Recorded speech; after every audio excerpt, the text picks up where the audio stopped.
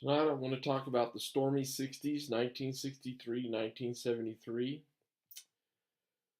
With LBJ becoming president, he will bring a great deal of power and experience that he had exercised as the majority leader of the U.S. Senate. And when he calls for the Congress to pass the deadlocked Civil Rights Act after Kennedy's assassination, Congress will pass the landmark Civil Rights Act of 1964. It will create the Equal Employment Opportunity Commission. It will prohibit discrimination based on gender. It will ban sexual as well as racial discrimination. And it banned racial discrimination in most private facilities open to the public. The Civil Rights Act of 1964 guaranteed equal opportunity in housing and an end to discriminatory real estate practices.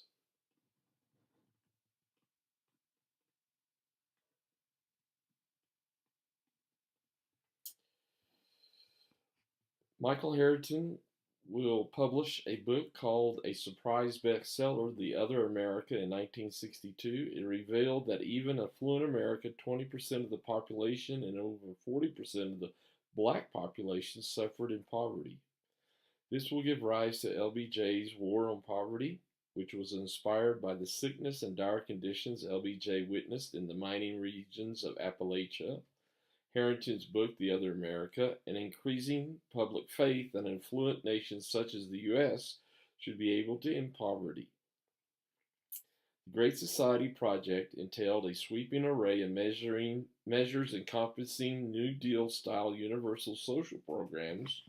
It targeted assaults on remaining pockets of poverty and major new public investments in education and the arts. In the presidential election of 1964, we will have LBJ running against Barry Goldwater. Voters supported LBJ in the 1964 presidential election because of their loyalty to the JFK legacy, their faith in the Great Society promise, the fear of Republican nominee Barry Goldwater, and trust in LBJ's Vietnam policy. LBJ will win an overwhelming landslide victory in the 1964 election, partly because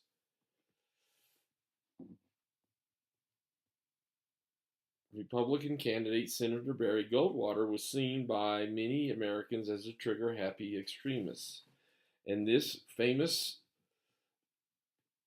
campaign ad that was only showed once will basically portray or imply that if Barry Goldwater became the new president of the United States, that we would have nuclear war.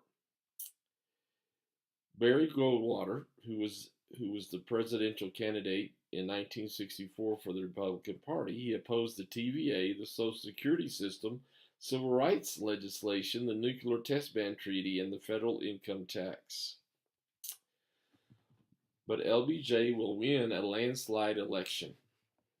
He will win in a landslide victory in 1964 because of his ability to portray Barry Goldwater as an extreme conservative who was a trigger-happy extremist. LBJ will be much more successful in pushing economic and civil rights measures through Congress than JFK because the Democrats gained an overwhelming control of Congress in the landslide victory of 1964.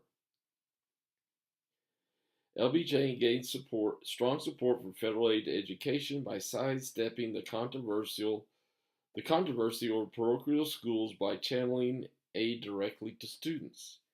He will help create the programs of the National Endowment of the Arts and Humanities, the Project Head Start, the Medicare, and Office of Economic Opportunity, all who still exist today. LBJ's Great Society programs authorized deficit spending and gave more power to the federal government.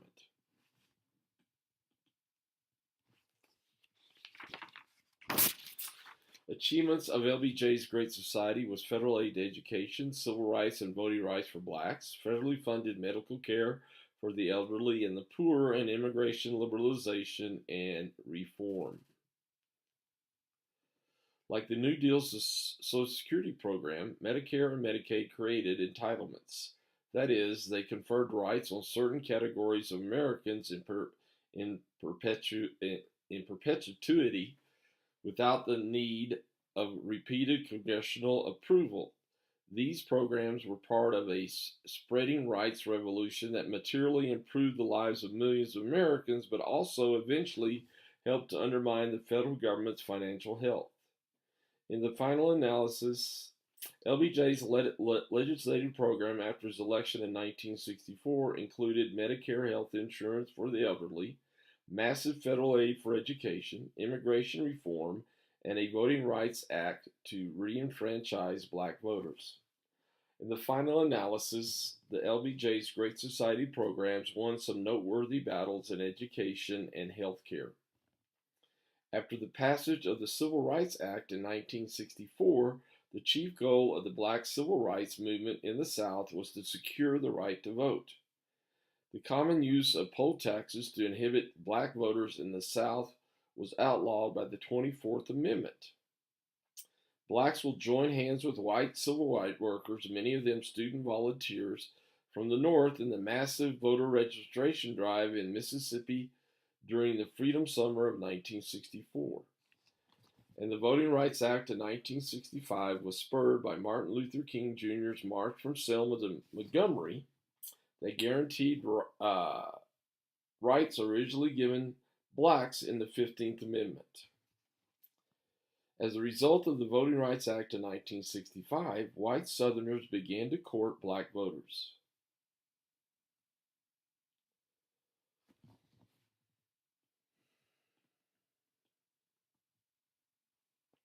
Five days after LBJ signed the Voting Rights Act, there will be a bloody riot erupting in the black ghetto of Watts in Los Angeles.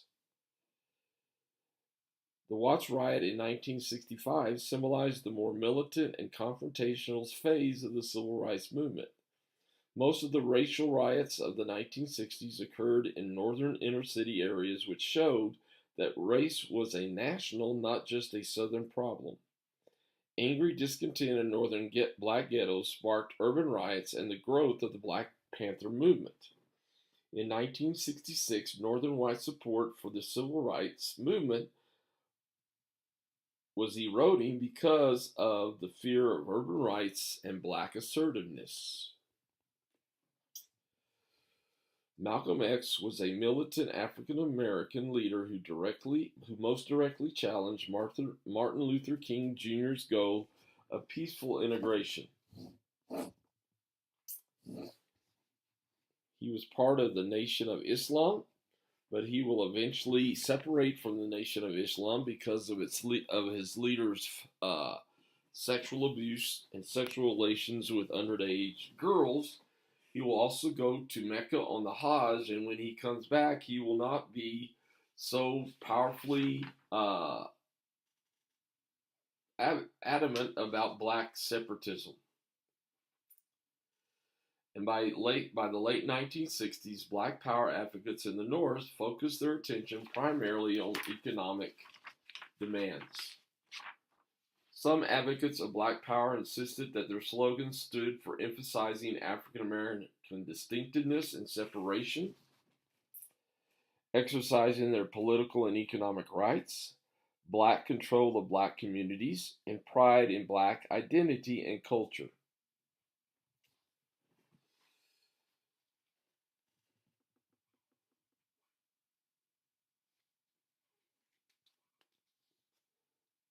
In 1964, in August, off the coast of North Vietnam, there will be incidents of supposed communist Vietnamese attacks on U.S. naval ships. LBJ will give evidence of this attack to the Congress, and the Congress will pass the Gulf of Tonkin resolution that will hand and give the president a blank check in fighting the war in Vietnam.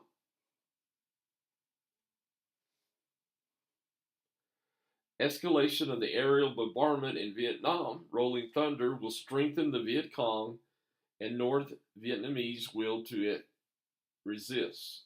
So the U.S. escalation of the Vietnam War brought ever-rising American casualties and a strengthened will to resist on the part of the communist Vietnamese. The most serious blow to LBJ's Vietnam policy was the Tet Offensive of January 1968. It will see the Viet Cong attack simultaneously 27 South Vietnamese cities, including Saigon, the capital. Even though the Tet Offensive will end in a military defeat, it will be a huge political and psychological victory for the Viet Cong. Consequences of the Tet Offensive were: 1. LBJ will turn down Westmoreland's request for an additional 200,000 men. Wise men within LBJ's administration will tell him that the war was unwinnable. It was a major factor in a growing shift of U.S. public opinion against the war. And as a result of the Tet Offensive of January 1964 and March 1968, Eugene McCarthy, who was an anti-war Democratic presidential candidate, will win 42% of the votes in the New Hampshire Democratic primary, where Johnson will only win 48. Okay? And as a result of Eugene McCarthy's success in the New Hampshire Democratic primary, Robert Kennedy will join the Democratic race as a peace candidate as well. In waging the Vietnam War, LBJ's administration faced the political problems of growing doubts among some within the administration itself about the wisdom of the war, strong opposition from world opinion and many of America's allies, political opposition and draft resistance inside the United States, and the weakness and corruption of frequently changing South Vietnamese governments. And as a result of the political challenge to LBJ's Vietnam policies exhibited by Senator Eugene McCarthy's success in the New Hampshire Democratic presidential primary, LBJ will address the nation on March 31st, 1968, and he will withdraw from the race. And now Eugene McCarthy and Robert Kennedy will be the frontrunners as anti-war candidates. The attempt to nominate an anti-war Democratic candidate for president in 1968 suffered a crippling blow when Senator Robert Kennedy was assassinated in early June after winning the California primary. His assassin, Suron, is still in prison today. Now the focus will shift on Humphrey, the vice president to LBJ. The Democratic Party convention will be held in Chicago in August 1968, and it will witness a police riot against anti-war demonstrators outside the convention hall. The reality of this police riot against anti-war demonstrators in the streets of Chicago is now that the public's perception of the Democratic Party is that it is a party of division. And the deep Democratic Party divisions over Vietnam will help Richard Nixon win a minority victory over his divided opposition. And one way that the former Vice President Richard Nixon essentially won the 1968 presidential election was by exploiting Democratic divisions and appealing to moderate conservative law and order sentiment. George Wallace, he will use in his campaign, he will target riots and anti-war student demonstrations as an example of civil unrest and civil discord, and he will also paint those two groups as the real enemies of the United States. Also in 1968, we will have political upheavals and crises throughout the world. One will be the Prague Spring Revolt in Czechoslovakia and its crushing defeat by Soviet tanks, French student and worker revolts that nearly overthrew the French government, student rebellions at Columbia University, and the takeover of administrative buildings by these student demonstrators, the anti war political campaigns of Senators Eugene McCarthy and Robert Kennedy. Skepticism about authority that emerged in the United States during the 1960s had deep historical roots in American culture.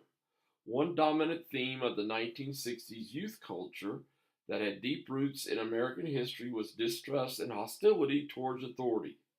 The three P's that largely explain the cultural upheavals of the 1960s are youthful population bulge, protest against Vietnam and racism, and the seeming permanence of prosperity. In 1967, in the Summer of Love, we will have the counterculture come to the forefront of American cultural life in the Haight Ashbury district of San Francisco, and the counterculture may not have fully replaced older traditional values by the end of the 60s, but it surely weakened their grip, perhaps permanently. And as the 1960s came to an end, more and more minority groups became increasingly vocal in their demands for civil rights.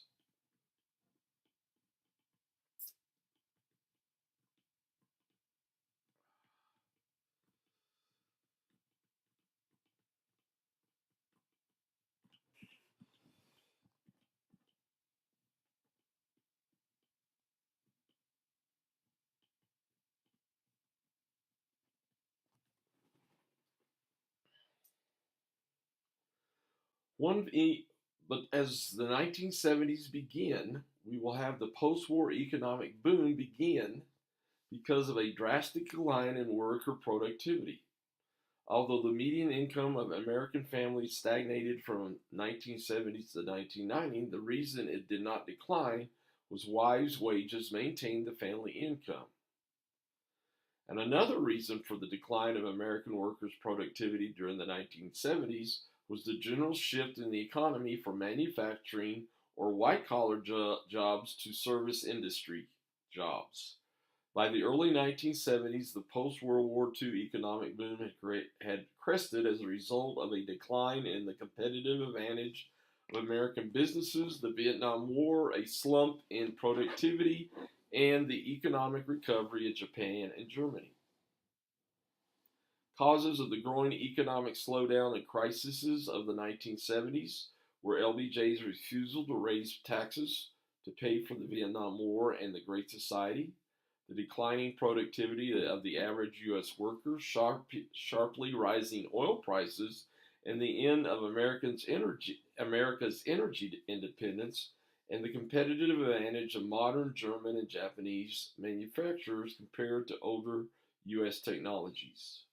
So the reality is LBJ's insistence on fighting the Vietnam War and funding this great society without a tax increase to pay for them led to a drastic inflation of prices in the 1970s.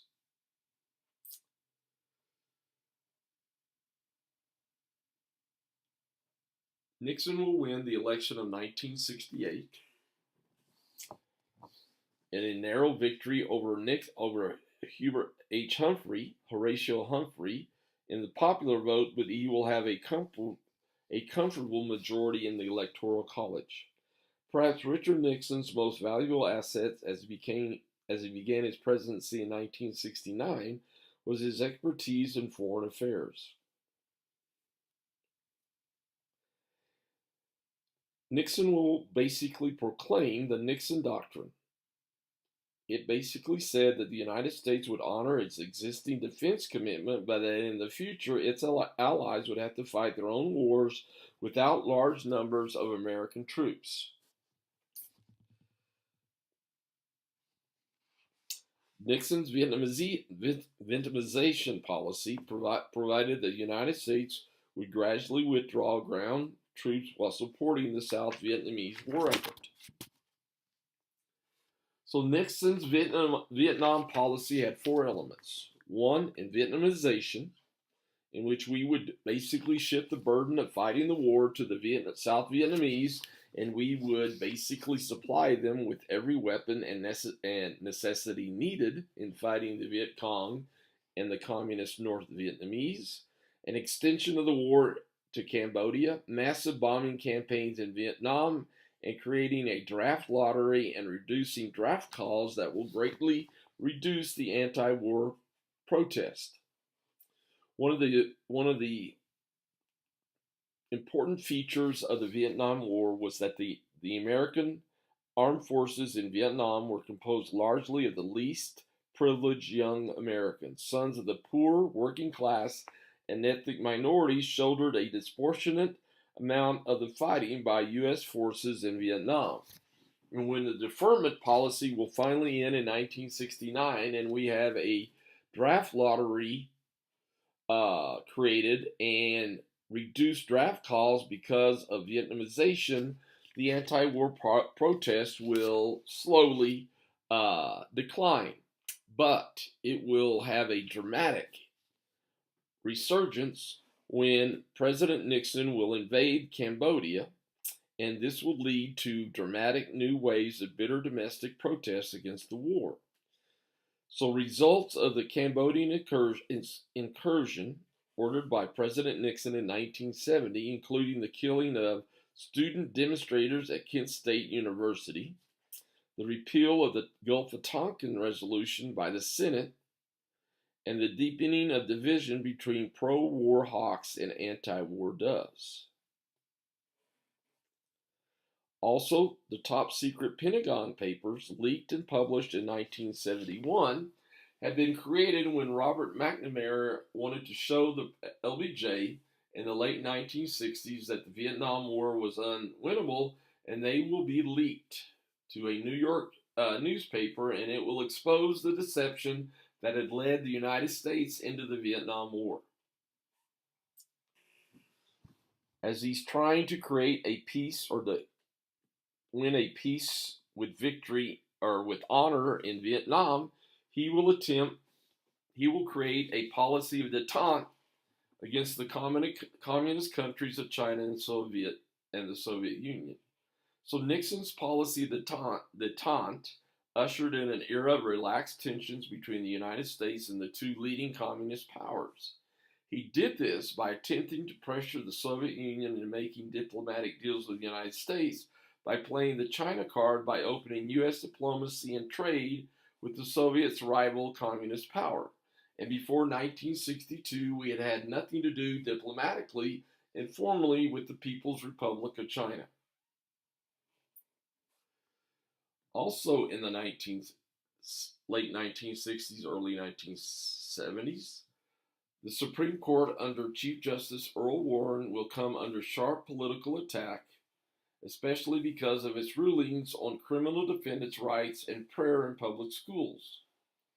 In the Supreme Court's Miranda and Escobedo decisions, they will come under sharp attack from many conservatives because they guarantee the rights of criminal suspects against mistreatment by the police. And the Supreme Court under Chief Justice Earl Warren will outrage religious conservatives in 1962-1963 when it ruled that prayer and Bible reading in public schools violated the First Amendment. This was required. Prayer and Bible reading was unconstitutional. So under the Chief Justice Earl Warren, the Supreme Court handed down rulings to prevent required Bible readings and prayer in public schools, protect the rights of individuals accused of crime. This is your Miranda rights, and the support of civil rights for blacks. Two areas where President Nixon created powerful new federal agencies that directly impinged on business operations were environmental protection and occupational health and safety. The Environmental Protection Agency and the Occupational Safety and Health Administration, OSHA, aroused bitter opposition among many business people because they directly involve the federal government in many aspects of business decision making.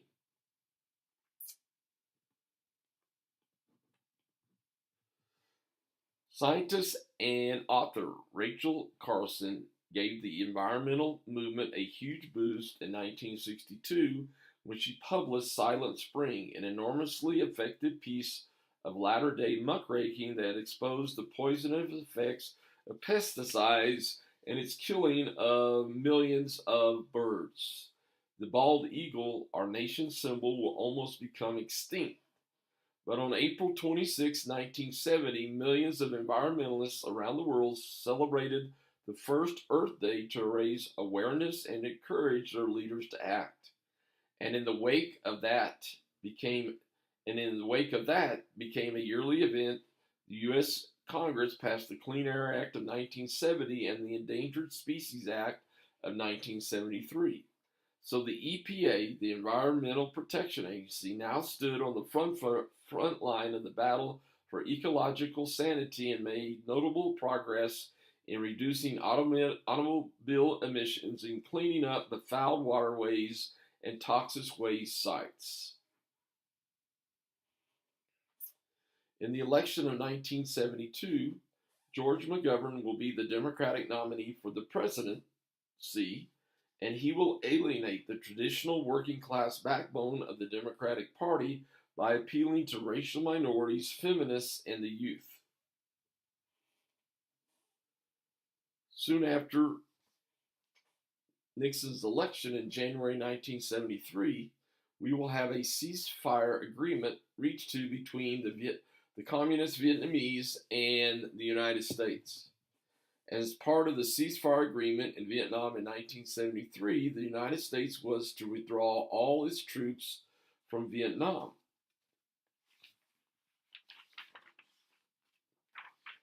As a result of the exposure of President Nixon's secret bombing of Cambodia, the 1973 War Powers Act was passed by both houses of Congress, and it required presidential reporting and congressional approval of extended troop commitments. It still is in effect today. And in September 1973, the Egyptians and the Syrians will catch Israel off guard, and they will basically invade Israel in what's called the Yom Kippur War, or the 1973 Arab-Israeli War, and it's only because of $2 billion in U.S. military support and supplies to Israel that Israel will be able to fight off the invasion and turn the tide of war against the Egyptians and Syrians. And as a result of this, America's strong support for Israel in the 1973 Arab-Israeli War led to an OPEC boycott of the United States and a subsequent energy crisis and recession. The OPEC oil embargo of 1973-1974 affected the American economy primarily by ending the era of cheap energy and causing severe inflation. At filling stations across the country, the oil crises of the 1970s provoked steep price hikes. It went from 20 cents to $1 almost overnight, patient testing lines, and aggressive gas rationing. And in response to the energy crisis of 1973-1974, Congress sanctioned the construction of the Alaska Pipeline. Congress enacted a national 55 miles per hour speed limit. That was a horror, a nightmare. And agitation mounted to use more coal and nuclear power, and now we have the first Japanese fuel-efficient cars imported into the U.S. economy, and we have Detroit trying to produce gas-efficient, smaller, compact cars.